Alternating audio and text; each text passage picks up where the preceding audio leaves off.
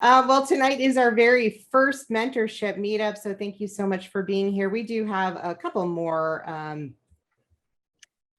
participants, but this is very casual, very dedicated 2 hours of work time to just update your portfolio, because as you know, it should be updated, but the only time you update it is like when it's on fire. It needs to be updated now because you need to send it out. And so we thought, let's start with that. Let's get up to date with all those great projects that you've worked on this year or many years, and update them on your portfolio. We are joined tonight by Sheila Schumacher, the amazing digital design director of programs at Grand Canyon University.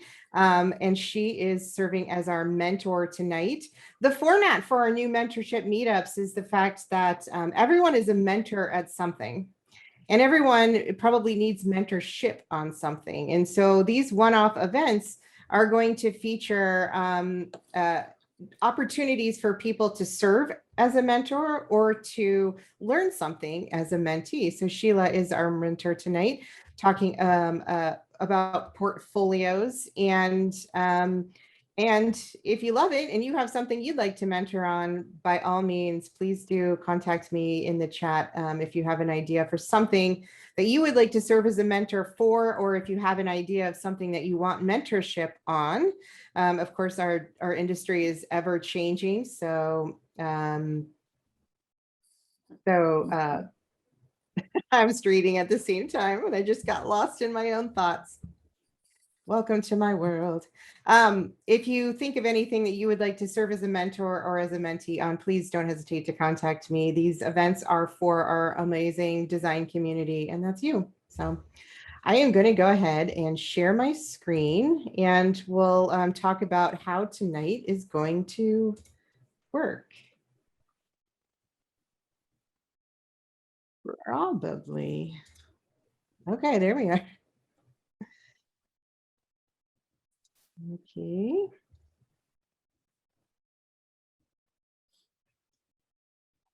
Curious onto what screen are you seeing right now? Because your AIGA Mentorship Meetup. Okay. And it has the ask a question at slides.app.goo. Yes, it does. Okay, perfect. Excellent. Well, that's good. So that's working. So tonight, what we're going to do is first introduce our most amazing portfolio mentor, Sheila Schumacher. Now, Welcome. You're welcome. Welcome. Sheila, take a few minutes to tell us about your amazing self. Well, I'll tell you, the first thing is make sure that you update your headshot at your place of business regularly. It's just a good thing to do that I don't do, obviously. I spent about half of my career as an art director, and I've worked in retail and in publications and in the advertising agency world. And then the other half has been in the classroom, which is kind of runs a lot like an agency in the frenetic craziness that you might be experiencing at your job. It isn't just, oh, we just show up and teach. But one of the greatest things that I like to do is work with senior students who are hitting that panic button about, oh my gosh, I'm no longer a kid. I'm no longer a college student. I have to be an adult. And how do I do that? So I'm really excited to be here and spend some time talking about how you think through that shift, or if you are working in the industry and you're ready to take that next step, how do those things that you learned in school push forward to move you from a junior designer to a junior art director, or wherever it is. So like I said, I'm a type nerd. I really love InDesign and Illustrator. I've done some video work, not my favorite. Too many little, what do I want to say? Too many little cells on that screen in Premiere. It's very intimidating, right? It's very intimidating. the software is getting, believe it or not, easier, just more things that you can do on them. Yeah, I learned Adobe Rush. Let me tell you about it. It was super quick to get easy up and running because I know nothing about video either. But Yes. And we're launching a social media degree this fall. And so, yeah, I am spending the summer learning all about every social action out there. So really, the first thing that I just want to say to you is kind of prep yourself to think about the fact that what we're talking about tonight is your work, but the job search process is not at all about you. The job search process is about those people who are posting the jobs. They don't know you, they don't care about you. They want to see your work, they want to understand why you did the work, and they want you to package yourself in a way that makes sense to them. So if you love the color chartreuse green and pink together, great, paint your bathroom that.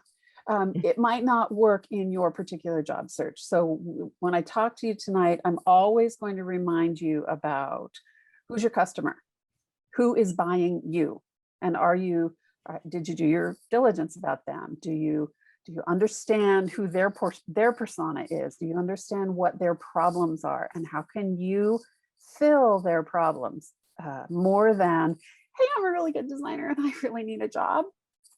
That's not the appropriate way to approach it, but it fuels your ability to understand those art directors and creative directors and HR people as your customer. So absolutely. how's that? That was fantastic.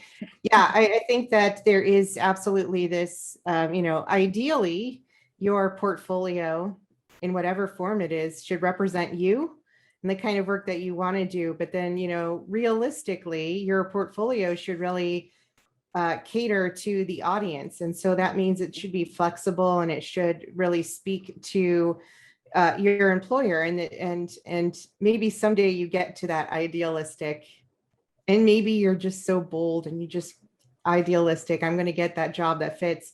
But it is a two-way street. It's a fit, but you're also catering to an audience, and that's typically someone who is going to employ you. Yeah, good stuff. Yeah. Excellent. Well, that is our mentor for tonight, but I'm definitely going to tell you, we have lots of people participating in this event tonight who have so much experience with portfolios. Sheila, how many portfolios do you think you've seen in your life? I mean, thousands and thousands. I don't know that I'd hit 1,000, but I'd probably, close to 1,000. We graduated 85 students last spring. So kind of trickling back over the years. And then as an art director and as a creative director, seeing people's portfolios come across my desk who wanted a job from me. So, exactly. Yeah. So a wide range from kind of students who are learning the practice, as well as practitioners who are coming in to teach. Of course, same for me, and also for Prescott Perez Fox, who actually teaches the portfolio class at ASU for GIT. So there's so much information from all of our panelists. And so with the Hive Mind, along with our mentor, we're going to kind of work on our portfolios and ask questions as we have them. And don't hesitate to do this, but for the most part, this will be a working time. So we're going to sort of embrace silence, which can be really awkward on video calls for sure.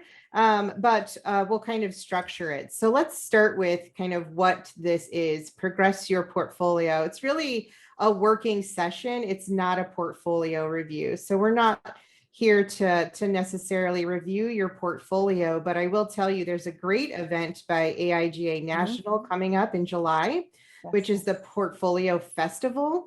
And this would be a great preparation for that event, which will review your portfolios. And AIGA Arizona also has a portfolio review every March. So that's quite a ways out. But so this session is really a working session, not not a portfolio review. We have some questions sort of in the can already waiting, but anytime you're working and you have a question, go ahead and use that link. I've posted it in the chat. It's also on your screen, slides.app.google Seb H5.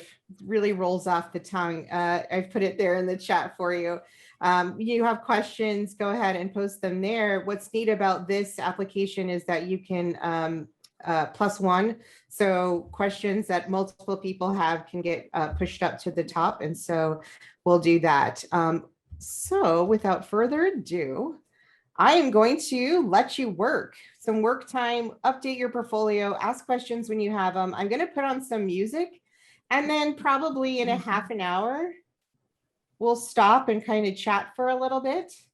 We'll answer some of the questions that came in through the podcast, but I also, or the podcast through the app, and also some kind of general questions, the things you didn't even think to ask. So for right now, I'd say until 6:45, we're going to let you work.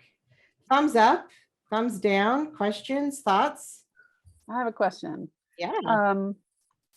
If somebody wants to share a particular project that they're working on, how do they do that? 100%. That's a great question. Absolutely. When we come back from that break for like 6:45, if one of the things you want to do is sort of pick our brains and share some work with us, go ahead and message me in the chat and you'll be able to share your screen. I think that's a great idea. Yep. And we'll have some examples to show along the way as well. Awesome. So everyone is all set. Awesome. I'm going to go ahead and mute myself, and I'm going to put on some light working music, and I'll see you back there at 6:45, about a half an hour. All right. Well, you've had a half an hour to get started on your portfolios. Hopefully you've had time to grab all of the files, get into your portfolio website if you've got that, and have got all that stuff started and ready to go. Please do continue working while we talk. This is entirely a session for you to get stuff done. So please don't feel like you're being rude if you're going to continue working. I actually encourage that. But now we have some great questions for Sheila. Sheila, are you ready? I am ready. All I can see is you. Well, that sounds good. I love seeing you. You're awesome. But I can't see the other participants anymore. Okay, so when you hover over your screen, go ahead and click on participants on the bottom. I can see the list. And then change to a gallery view. Oh, let's go up to the very top. There's like a bunch of little squares. So there's like a close, 1 square, 2 squares, and then 9 squares. Click on the 9 by side gallery. Found you. Got it. All right. So All right, questions. Are you going to read them to me?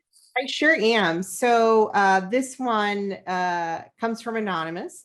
Is there a required or desired organized way that will help you present your work in the most efficient way? So thoughts on how you organize this? How do you organize a portfolio? Sure. Hold on a minute.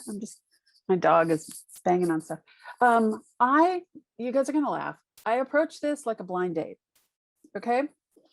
You start with a piece of impact because you want someone who's looking at your book, whether it's online or physically, to say, I'm so glad I asked this person to look at their book.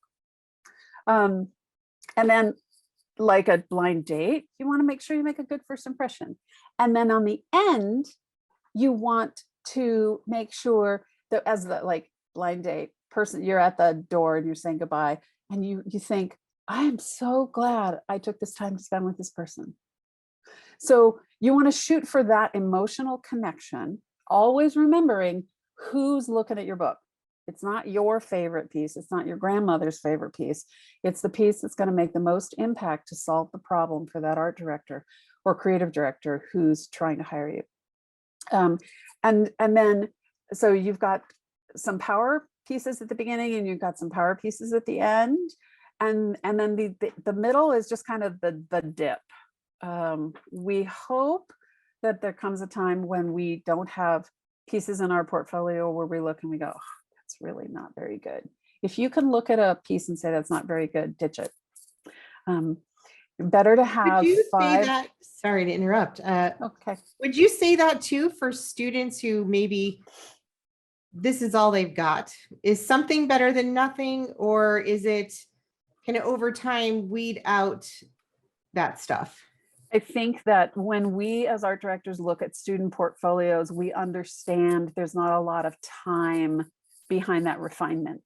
So having pieces, that fit in that dip area, which is like, they're not my best, but I really want to show you this because it's got a good story behind it, and it complements other pieces. I think that that's very helpful to have. But as you go further in your career,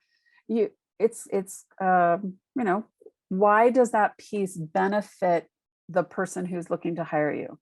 So that's what you kind of want to think about. I wonder if there's a way you could do that, maybe add that context to it. I add this piece, it's maybe doesn't reflect well in terms of X, but it really shows off Y. And I want you to pay attention to the Y, not the X. Or so I would leave out this piece doesn't do this. Always present positive. Good idea. So if there's a piece in there that has the best color combinations that you've ever done, and you really don't show them in many other things, then put it in and say, this piece shows off the fact that I'm brave with color. And I didn't have a lot of restrictions, so I went for it. Okay. So maybe adding a description that sort of backs up your design choices and highlights sort of the best part of it. Yes, if you've got a Behance and you don't have descriptions about why that product is there, you're missing out on an opportunity. Because art director might be looking at your work at 11 o'clock at night in their jammies, and they're looking like, I don't understand this piece. But if you have 4 or 5 sentences that explain, here's the problem, here's the solution, and here's the things that are, call out something special about that piece. That's a great idea. So ultimately it depends, but show your best work power pieces first. And then of course, it's kind of like a dip down a little. Yeah. And then leave them with some power pieces. Yeah. I like that. Just like you would write an essay, huh? Yeah. Excellent. Excellent. Can I follow on that real quick? Absolutely. Hive mind, join in, give your advice. Occupational hazard. I always got something to say. So, well, to reiterate or to underscore what Sheila was saying, that you'd be surprised how often you don't get past like the second project.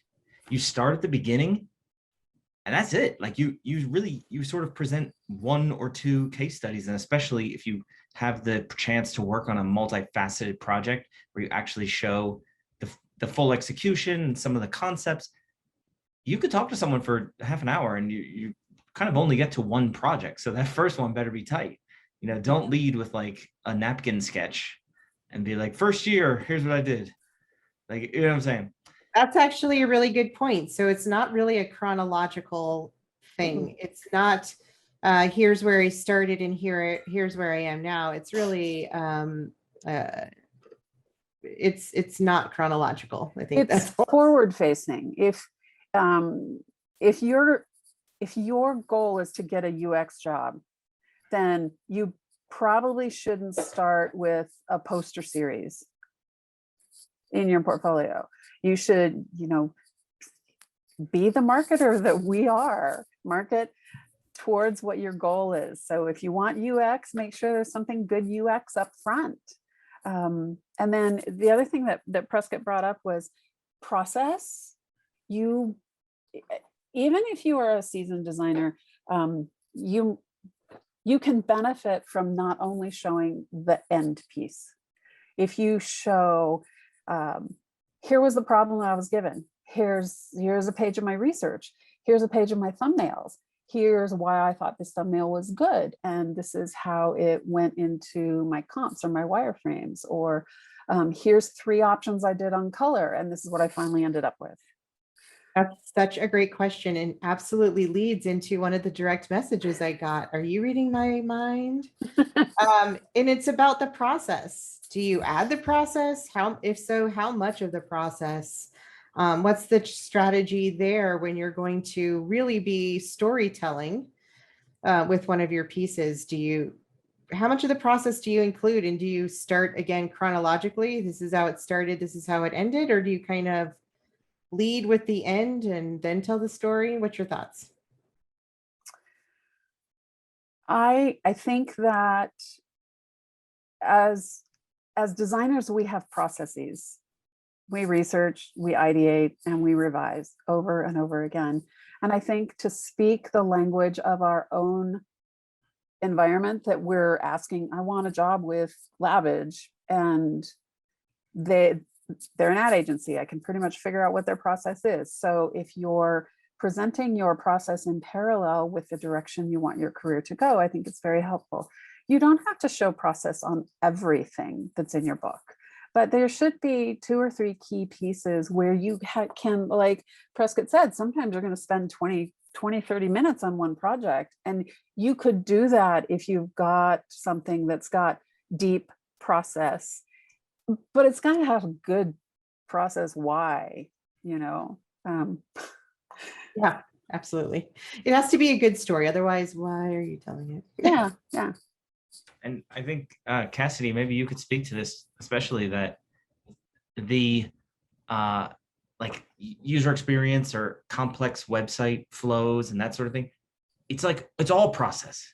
Yeah. Because if you take a screenshot halfway through, it's nothing. It's a bunch of markers on a Post-it note. But so it almost forces you to do a case study that has a logical progression. Mm-hmm. Yeah. Although it is very satisfying to take a picture of all the connections between the artboards in XD just to see how complex it is. It's very sad. I love doing that only because it shows how much thought goes into some of that, the end work, right? And especially with user experience design. I mean, you're right. It's all process. I mean, we're first solving it for our customers. So there's your target audience. You can explain that. You can explain like early thinking flows, early wireframes, and then how that iteration has come together, and maybe how it changed based off of user testing results or feedback from peers. Yeah. And I tend to put a lot of process in. Why are they hiring you for your brain? I was talking to Rachel about her resume, and I said, you don't describe yourself as creative because you're expected to be creative. That's our job. If you're a plumber, you're expected to know how to fix a toilet. You don't use that on your resume.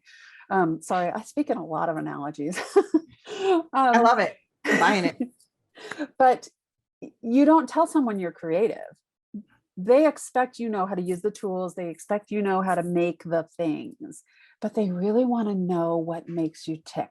How do you think? Are you just boring? Are you a person who has used your imagination a lot? So you think in bright and vibrant activity in your brain? Art directors and creative directors are looking to get a sense of how you think. So your process shows them that. Excellent. Great discussion. I think we'll do one more kind of question discussion, and then we'll have some more time to dive deep and do some working. I think this time we'll work for like 15 minutes and then come back and answer some questions. And of course, keep posting them there. There are lots of amazing questions coming in, so please do continue to ask. And so the last one before we go into some work time is, what are some latest design trends that designers are using right now when it comes to their portfolio? What are you seeing in terms of trends now that maybe you didn't see before? I'm seeing a lot more people go simple and clean, like this slide on the screen. It is not, for the last couple of years, we've done a lot of gradients and a lot of layering and textures in pieces, and they tend to find their way into the portfolio design. There is nothing more you can do than make your artwork look beautiful. And in the sense of, you go to an art gallery, the walls are painted white, and then the artwork is on top of it. And if you close the door, I'll be done in a little bit. She's fine. Fun of working from home. No, I know. So the trends in portfolio design are, I think, going more towards clean and clarity of why you are doing what you did. And if you Clear and have concise, what? clear and concise storytelling. Yeah, we don't have to pretty up the projects that you do, because your projects are going to tell good stories. And if you have a client that's a plumber and you make that plumbing department, that plumbing store just rock their business goals with the way that you've designed them, their products, then that's a great story to tell. And it might not have any fancy artwork, but it might be very practical. Absolutely.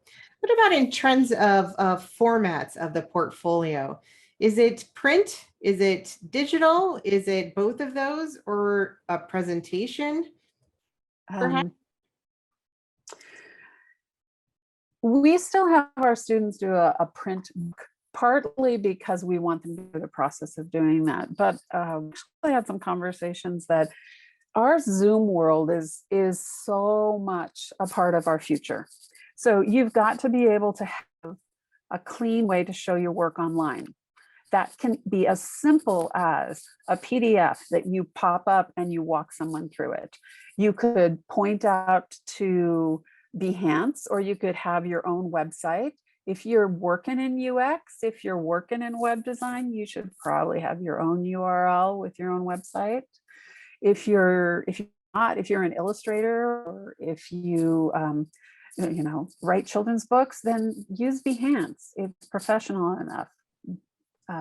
But practice what buttons do I push? What comes first, second? Practice speaking so you know how to present, if you know how much time you've got to take for that one story.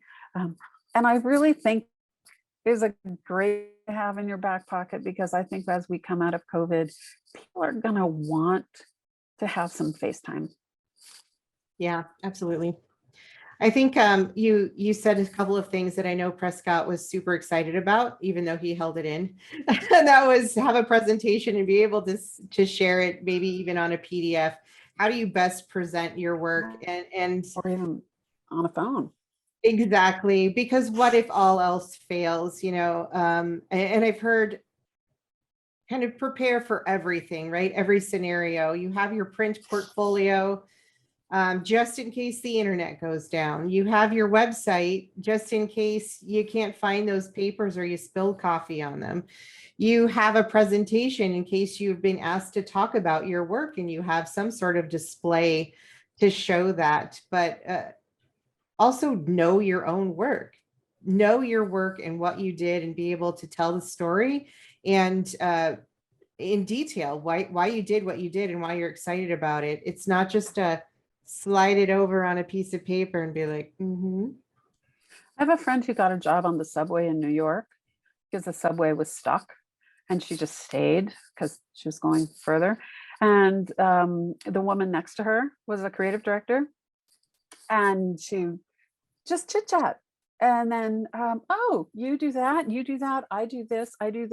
Can I see some of your work? She pulls out her phone and she, navigates to a PDF that she had, because you never know when you can't get internet in the subway in New York. So it was a PDF on her phone, and she just walked this woman through, and she got a job. So being flexible, but like you said, Christina, know your work. And you can get a job by talking about one project. Excellent. Yeah. Oh, Well, one more thing. Wait, one more. Yeah. do it. I tell students in my class, you need 4 portfolios. You got your website, you've got the on-screen digital version, usually a PDF. Then you need a short form version of that, which is basically designed for emailing. And then you have the wild card, which is like for print designers, it could be a book. For video people, it can be a sizzle reel. For 3D modelers, it can be some kind of interactive, head thing that you wear. Sketchfab. So if you, and they're different, right? Because think about this, on a website, you can have carousels and you can have lazy loading and you can do all these different things. But on a PDF, you only control what the other person sees one slide at a time. And so you can use that to your advantage by slowing it down and showing them exactly what you want them to see in that moment. But you also have to consider like how much is too much at one time. And so I think we should almost start saying portfolios and adding it, right? Because Behance people they can scroll, but you're not there with them. Whereas if you're presenting, even on Zoom, it's a whole other dimension where you were giving the commentary. So the Swiss Army knife portfolio, have it all at the ready just in case. Excellent. I like it. So go ahead, hard close. We'll do 5 different portfolios. Good luck. Good night. Just kidding. All right. So on that note, we'll go ahead and go back into some work time. Feel free again to continue asking questions in the Google Slides. If you have chatter, absolutely add that to the chat. This time is for you. So please let us know what we can do to help out. All right. We've been working for about 15 minutes, so it's a good time to maybe take a little break. Again, this time is for you. So if you want to keep on working, I totally encourage that. And if you want to take a break, stand up, get a snack, all of those lovely things, you are totally welcome and free to do that. Some great questions and answers and feedback there in the chat. The last one, should your website be your name? Yeah, maybe. Right. If you want to direct hire and your website says ABC Design, it can be a mismatch if I'm not hiring you, not your side hustle. That's a good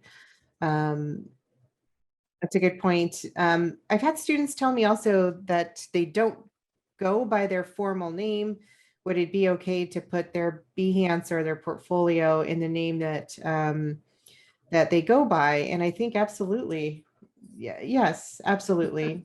Yes, we have a strange thing happen this past year. I had a bunch of students who wanted to all of a sudden add their middle name. We never called them that name. I don't know why it became a trend to try to, like I'm Sheila Ann Schumacher. Nobody calls me Ann. I never used that. And it was showing up on people's website names and their portfolios. And I think Christina's right. If people call you Frank, they should be able to identify your work as Frank's work. If your name is Mortimer and you go by Morty, then go by Morty, not Mortimer, because that's what people call you. Absolutely. If you go by DJ Banana Pants, then bless your heart, just do that. You should put that on your portfolio. Wherever your brand takes you is a good idea. Yeah. Prescott, you have suffered some consequences. Oh yeah, I've done everything wrong. That's why I tell my students, do the opposite of me and you'll be fine. And one of those things I did wrong was that my portfolio was I guess it was divingtank.com. It was like, right, the website for my work at the time, or Starship or whatever it was. And it was like, hold on, is this your portfolio or is this your business? And like, I got the question and I was young and stupid. I didn't know how to answer it. Fair enough. You live and learn. Yeah. And we like, I get that people are solo practitioners, but that's literally going to be the first question you have to ask. Is people say, hold on, it looks like you're working for yourself and you've got a solo business here. Why are you interviewing with us? And then like all the paragraphs say like her work specializes, it's like written as if you're hiring a solo practitioner. So Good points. What about going like skipping between Prescott and Scott? I noticed that you do Yeah. that. Do you feel like that's had any positive or negative or any effect at all? No, that's pretty minor because I equate it to like a Dave and David kind of situation. So it's one thing if I went by Prescott or Gerald and it's like, is that the same person? But yeah, because like my username is often Scott Perez Fox. It's just shorter. We talk about all of this in portfolio because some people are like, no, I'm known by JRod99. Like that's and you're saying, hey, is that even a word? Like what I'm saying. I don't know. So, but the trick is with URLs, you can't always get your own name. Mm-hmm. So that's where you could have like Hannah Norris photography. I don't even know if you're a photographer, but like if that's your URL, but then you get to the site and you're just marketing yourself as an individual, like for hire, or it's your personal portfolio because you're a job seeker, that's totally fine because it's just the URL. The trouble is when you really start doing it. Lividlobster.com. Like that, is this a company or is that a person? You know what I'm saying? That's when it gets. It's amazing. I like it. Morgan, maybe that one's for you. Morgan, you can take that instead of DJ Banana Pants. Excellent. So a lot of questions about how to make your portfolio stand out. And we've talked about kind of the format of leading with a really great piece and telling your story. But of course, I think all the top candidates are going to follow that advice. Is there something else that can really, maybe it's what has stood out to you? What has been unique or special? I think students that show, or designers that show something other than stock photography. Mock-ups are great and they really help our work look finished in a presentation kind of mode. But if you can't create a piece of custom artwork inside of Adobe Illustrator, you're probably not going to stand out. If you, I think about Scott Biersack, one of our local designers here, who just fell in love with type and pressed in really heavy to become a really good typographer. Well, you know what Scott's doing now? He's also learning guitar. He's taking a pottery class. He's learning to cook. He is enriching himself, and all of that stuff finds its way back into your work. So make sure that when you are doing your portfolio, that you've got the standard kind of, I can do a UX case study and it makes sense and it's well thought out and it's great strategy and it's got good typography and great hierarchy and it fits with the market and it hits the target audience. And you know what? Here's a couple of illustrations that I do on the side that may show your personal work. And I am finding a lot of positive response to, yeah, everything I do during the day at my agency is fairly straightforward. But this one portfolio had this extra like sprinkles on top kind of thing that they could do the work, but they also have this back here. I have a student who is pursuing her MFA in printmaking at Texas Tech University, and she got hired into their on-campus apparel design because she rocks at Illustrator and she has all of these cool little just illustrations. And they said, no, we hired you because you looked kind of feminine. It was a wrong choice of word, but there was so much interesting stuff in your portfolio that we'd never seen before. So make sure that you allow yourself to stand out by 1 or 2 pieces of unique personal work.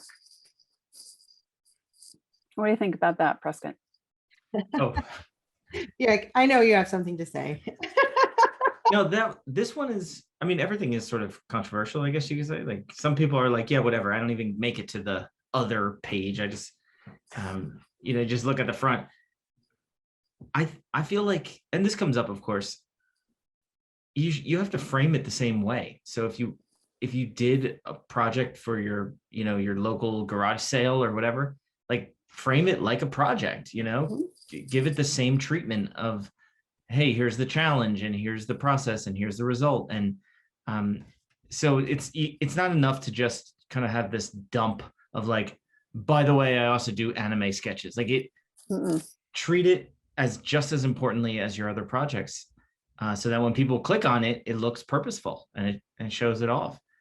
So there's this question of quality over quantity, and sort of, is there a certain number of pieces that you should have, or is it only, pieces that are this good?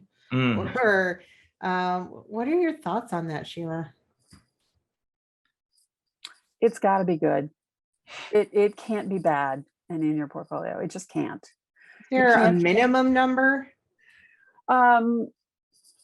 I would say 5 good pieces are way better than 15 mediocre. Think about the time you're going to take in an interview, and you're probably, your sweet spot is somewhere between 5 and 10 projects, and a project has multiple pieces. Sure. But yeah, this is, and how much time do you get in an interview? You come in on the hour, and they're always running late. And so you've got about 40 minutes to do all of that kind of stuff. They will have looked at your work before. If they get you in the door, they've already crossed the threshold of, you can technically do the work for me. Yeah. Now I need to talk to you directly and see who you are. How you and if you're a fit, good who fit. you are. Yeah, your personality. Can you talk about your work? Prescott, I saw you do one of these. How many pieces do you think? I don't even know why I said that, but I agree, 5. I think if you have fewer than 5, it's even for a fresh graduate, if you have fewer than 5, it's a little bit suspect. It's like, wait, Yeah. do you actually do this? Are you actually a motion graphics designer? Like, if you're coming out of school, I think you should easily have 10 to 15 projects.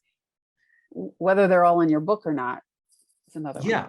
And 5, you should have 5 in your final semester if push comes to shove. Don't worry about the students, but I've definitely heard people do a 1 in, 1 out kind of thing, even with like 8 or 9. Like they'll keep it really small, and it's tough. You have to kind of, as Sally Hogshead says, slaughter your sacred cows, and something you enjoyed for so long, and it just gets demoted and it's gone. And like I did a project a couple of years ago, fucking over 10 years ago, for the Armory show in New York, that big artsy show thing. And it had the date in the identity. So it said 2009 right there in the title header, the main logo. And every year it was like older and older.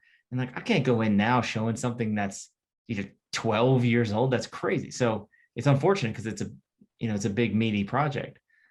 So things like that, 1 in, 1 out. Yeah, you can have like I just pulled up KJ's Behance, the student I was talking about, and she's got probably 30 projects on her Behance page. Yeah. What that does say is you can do a variety of things. There's a beefy amount of talent here, but that doesn't mean you're going to go through all 30 of them in an interview. Right. And Behance, I guess it's a culture too, right? Behance is kind of like a life chronicle. It's almost like how LinkedIn, your resume can be longer on LinkedIn than it can if it was just one piece of paper. So when you present your site, it's kind of this whole story, right? You are editing the 2-hour film, as it were. Whereas on Behance, it's kind of your entire discography or your entire film catalog, to mix metaphors there. And one of the things about Behance that I like, and I think I should put it out there, we're not sponsored by Adobe. But we definitely use Adobe in our program, Adobe Behance, because it integrates right into your programs. But also, what's really great about it is that you can put it into mood boards. They used to call it collections, but I think of Behance as sort of a storage for all of the work. And then you can sort of curate little pieces for it. And so if you want to show all your illustrations in one collection and all your motion graphics in another, you can do that. So you can kind of curate that experience. And so kind of just like you were saying, Sheila, like show all the breadth of your work. There's so much stuff here, but also let's lead with these. Here's my A roll, or, you know, like here's my shining example, but also great to customize for a job. So if a job that you're applying to specifically wants illustration and video, but not your photography and your web design, why not just make a collection with that and deliver that as a special, a specific portfolio? That's a really great way to do it. Yeah, somebody in the chat says, if you do have a side hustle, how should you go about making a site that displays your agency work and your freelance work without stepping on the toes of your day job? Make duplicate sites. You don't have to have just one. You know, you can have different sets of business cards. You can have 2 different brandings. Realize you're trying to get yourself a job. So you have to package yourself in a way that makes sense to that target audience. It's not all about you. Remember what I said at the very beginning. I know you want a job, but I'm sorry, I don't care about you. I care about me, my business, and I have this need that I need to fill. And I will look at your stuff, but if your stuff doesn't speak my language, that's why you have to do research about the companies you're applying for. If that doesn't speak my language, then fine. It just means that we're not meant for each other. It doesn't mean you're bad. It doesn't mean that you're awful. It just means that that's not the right job for you. That's a hard one to, it's just sort of starting out into the business.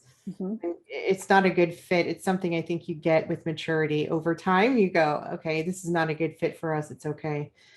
What do you think though about sort of your resume or your portfolio site is your portfolio site? It should probably show work from your day job and work from your side hustle and work from school and work from whatever, as long as you know, none of your work from your agency is sort of an NDA, right? It's not a non-disclosure. It feels like it should all be there. It doesn't feel like that's stepping on toes at all, right? For a portfolio? Yeah, I think you're correct in clarifying what I said, which is, if you know, what are you trying to accomplish? Do you need a clean, non-side hustle site for the kind of job you're going for now? Exactly. Okay. Yeah. If not, it's, you know, it's like, it's so much fun to find a good portfolio. It's like Christmas. Wow, look at all this stuff that they do. This is cool. And I'm inspired by that. And I really like that. And whoa, I never thought about that. Yeah. You can never replace the excitement that someone gets from looking at your site. It should be like that. Yeah, you should be excited to see other people's work and want to like, yeah, oh, that's exciting. That blows my mind about that. It's not a competition. It's not a, yeah, it's not like that. And I wonder, I think you're right about sort of the multiple sites, right? You're going to have perhaps your agency might have a section about you and your work with the agency. And you will likely have a site for your side hustle, but then you can also have that site that's just your portfolio that kind of puts those all together. It's not a one and done. But if you have 2 different targets, we've had students who are graphic design students, but they really got into photography and they started doing senior portraits and engagements and even weddings. And those are really 2 different targets. So many of them made 2 different branding and presented their work differently. Yeah. Quick cautionary tale. my buddy Craig Ward, who I don't know if you've seen his work, wordsorpictures.co.uk, I think it is. Pictures. And of course, I can't type it if I mention it.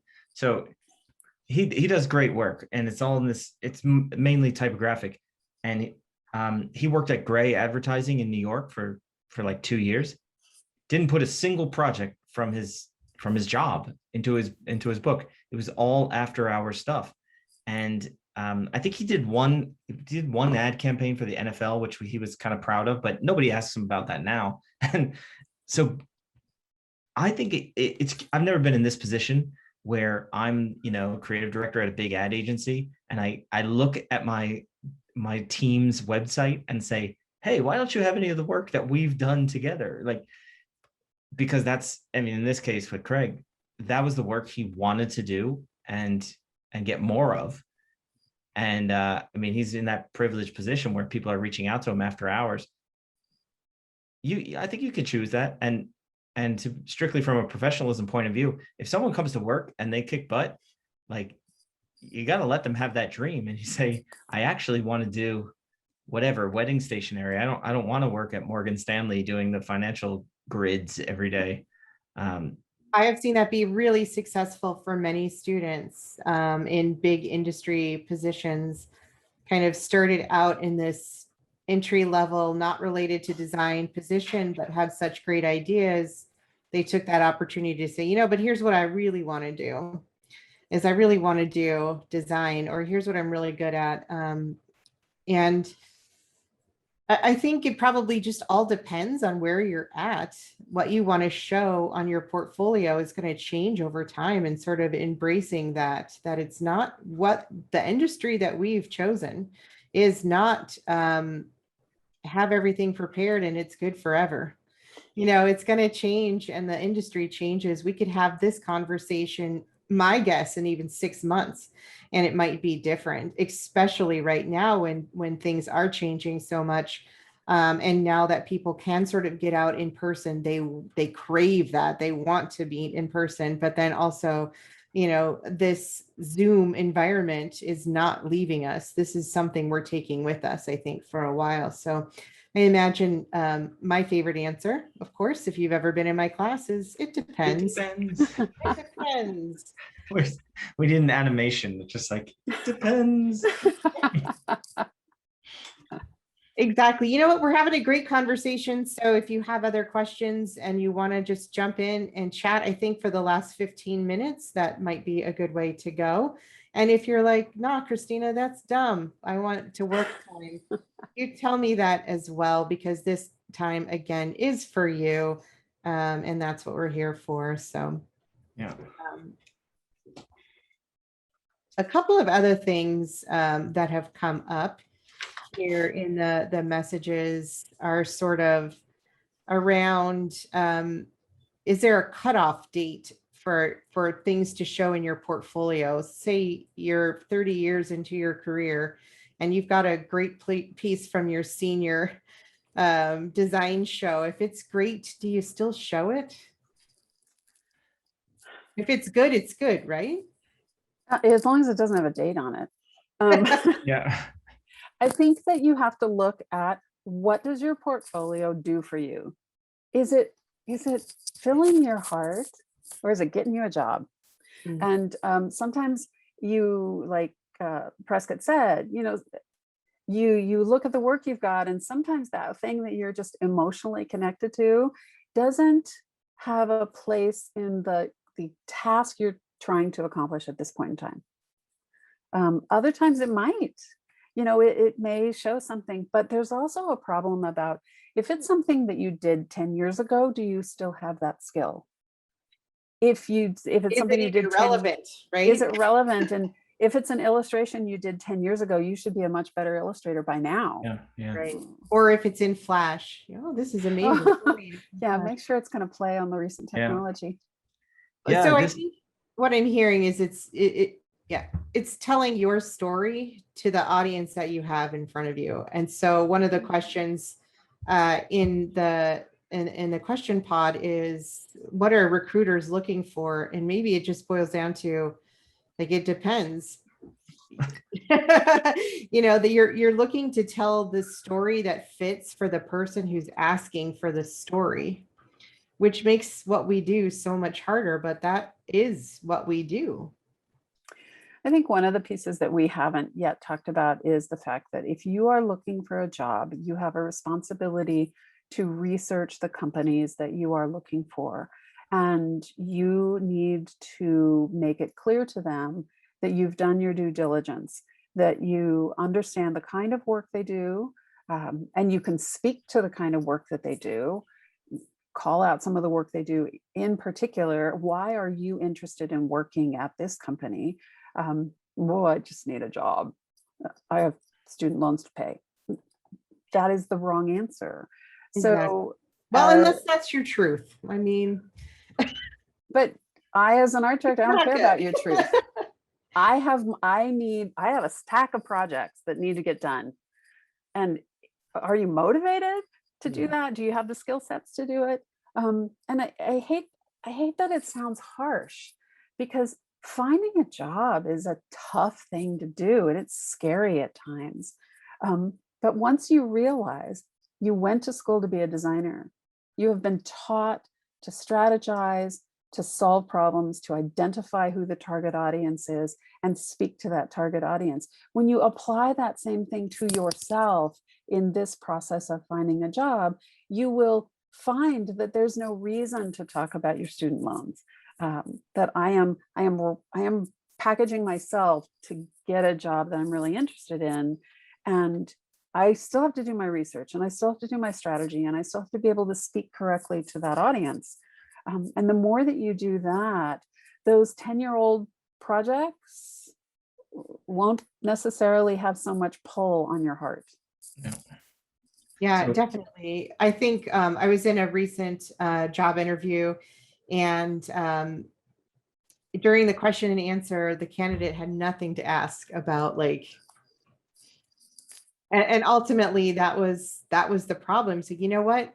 That person didn't ask anything about us or what we do or what it's like here. They had no interest whatsoever in what You we didn't do. hire them, did you? Right? Oh, no.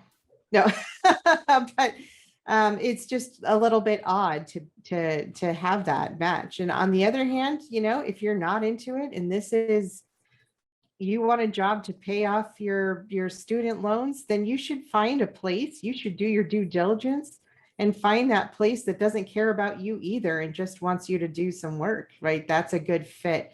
But you're right, finding a good fit is scary. Yeah. It takes time. It's a jungle out there. Yeah. Just one more quick cautionary tale on the timing thing, the age of a project. So years ago, I was actually on the other side of the table interviewing someone, and this guy came in. He was Australian living in New York, and he had a project in his portfolio, essentially the Sydney Olympics, the identity for the Sydney Olympics. He worked on that team, and it was a career defining role, and it was his first role. He was a rookie in 1999 and 2000, whenever that project was being rolled out. And this was like 2012. So it was the same thing. It's like, do you keep showing this even though some time has passed?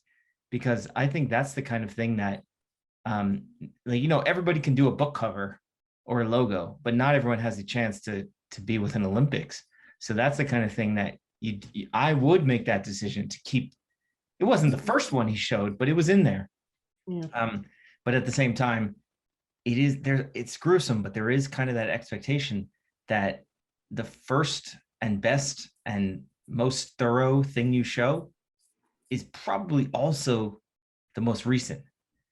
And Mhm. okay, maybe you get like 9 to 12 months grace.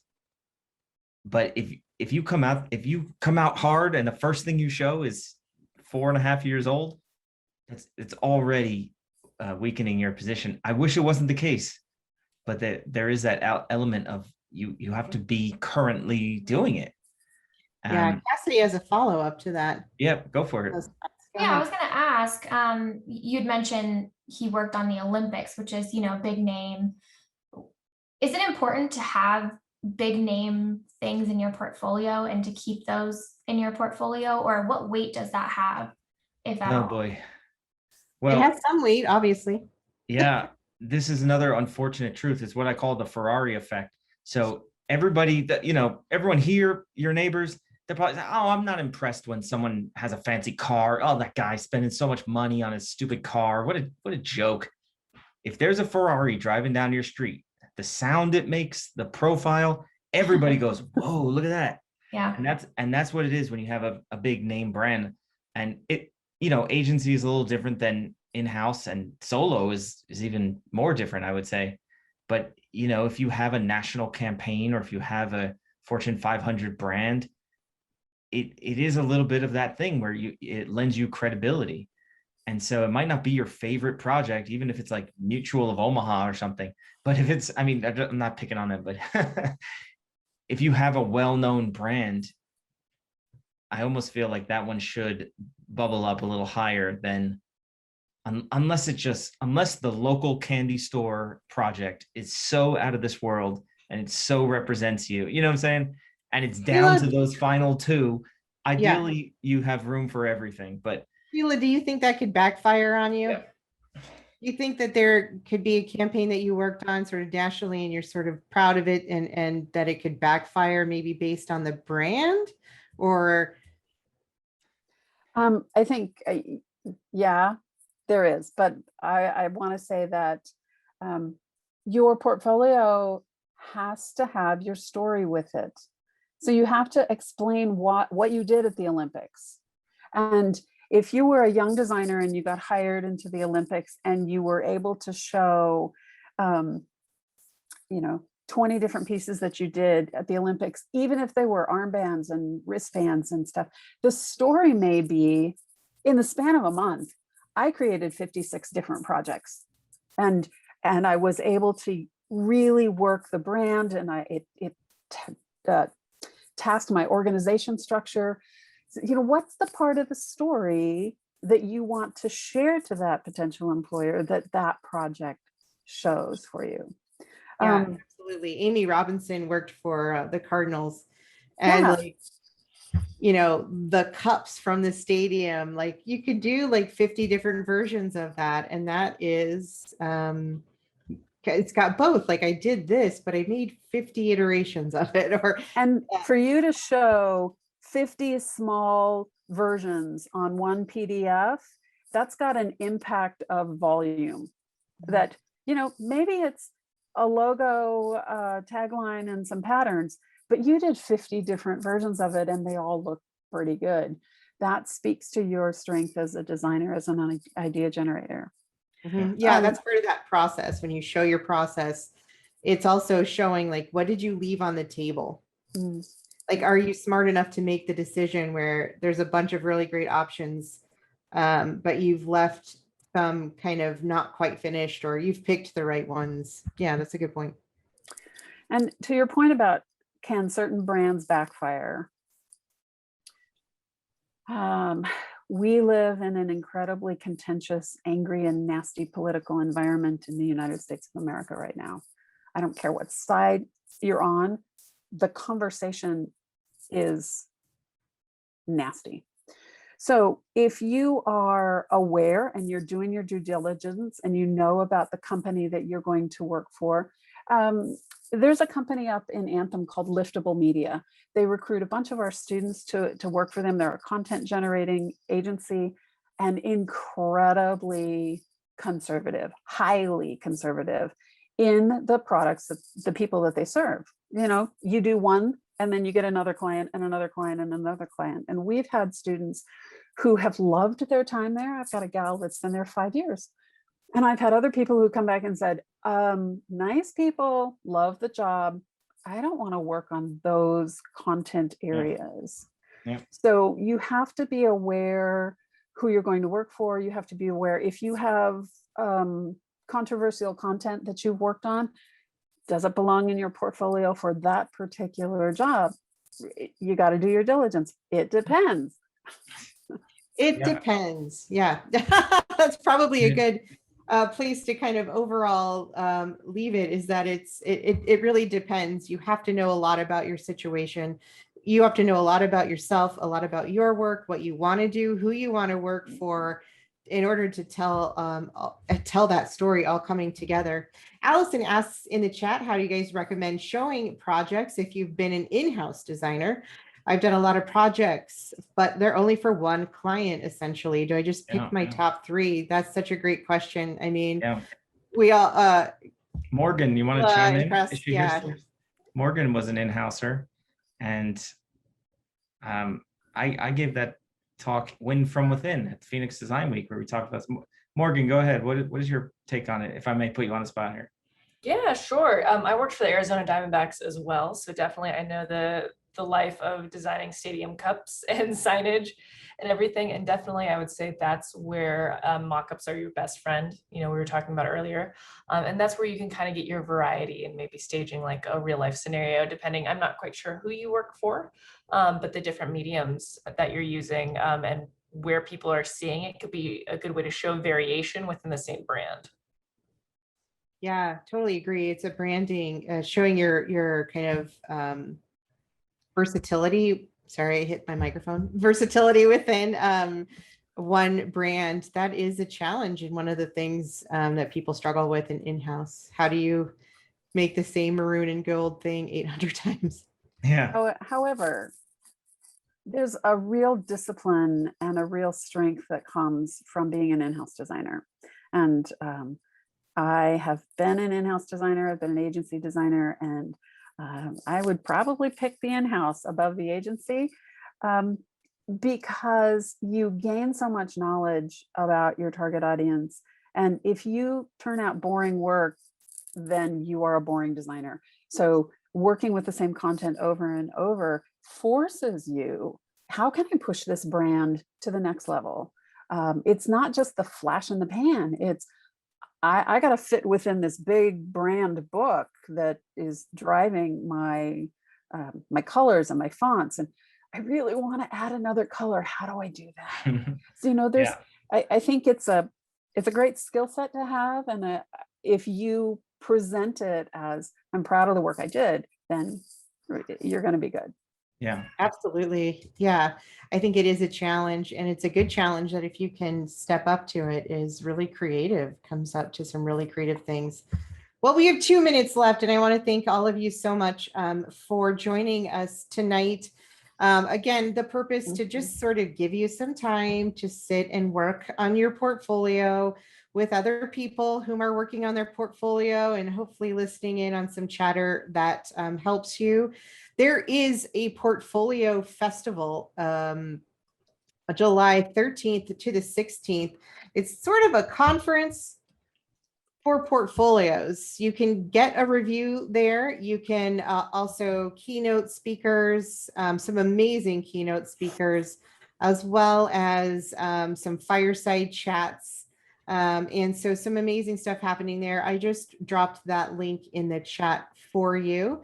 There are also some amazing reviewers that will putting your work in front of eyes that are 1 in a million times to kind of have that opportunity. So do take a look at that if you're interested. It is a paid event, and there are different price structures, whether or not you want it to be reviewed or not. But it is pretty affordable considering the programming that is available there. So if you want to kind of prep your portfolio now and have it reviewed this summer, that would be great.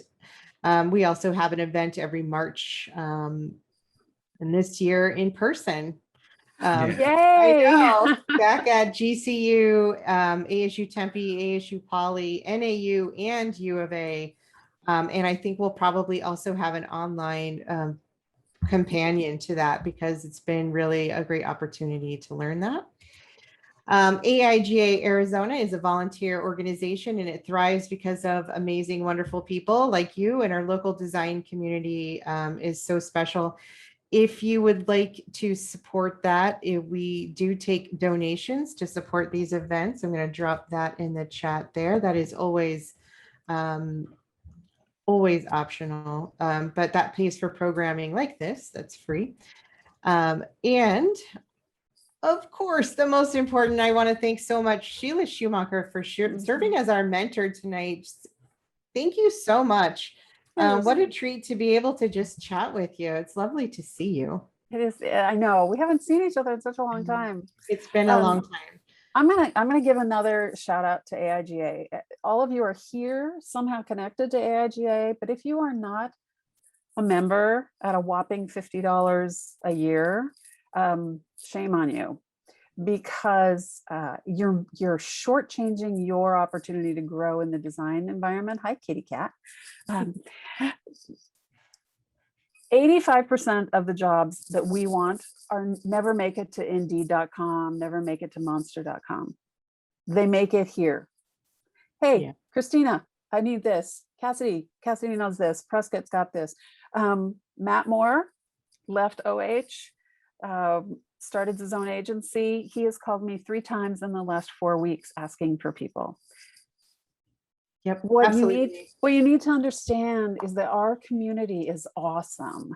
And our community is not only great friends, fun things to do. Drink and Draw is starting up again this month. So excited. Oh, nice. And that's not drunk and draw, it's just drink and draw. And if you are not allowing yourself to grow friends in your industry, then you're missing out on those friends and you're missing out on potential jobs. Because if I meet Prescott and I like him and I have a job, I'm going to think about him and call him and say, hey, are you interested? Far before it hits any kind of posting in the online world. So collect your people. Side door. Absolutely. That could be its own chat. It is a wonderful community. And we have definitely opened up in AIGA Arizona to serving the design community, whether you're a member or you're not. We're really taking a different look at on that entirely. And so everyone is always welcome. And of course, those membership dues just go to help us put on amazing events that we do for free, which is mind-blowing. So thank you, Sheila. Also, thanks so much to my education and mentorship committee, Cassidy Burrow and Justin Kaminsky. They're both here tonight. Thank you. And of course, to all of you for putting in your extra thoughts and information, especially Prescott, obviously, and all of each and every one of you who showed up tonight to work on your portfolio. This is recorded, although your names will absolutely not be included in the recording, but I will include the questions and answers in the recording. I'll do some editing on it since I have that Adobe Rush experience. I learned in an hour last week, so it should be great. And we'll put that out there, and I will send all of you a follow-up email. So thank you so much for joining us tonight, and have a wonderful evening.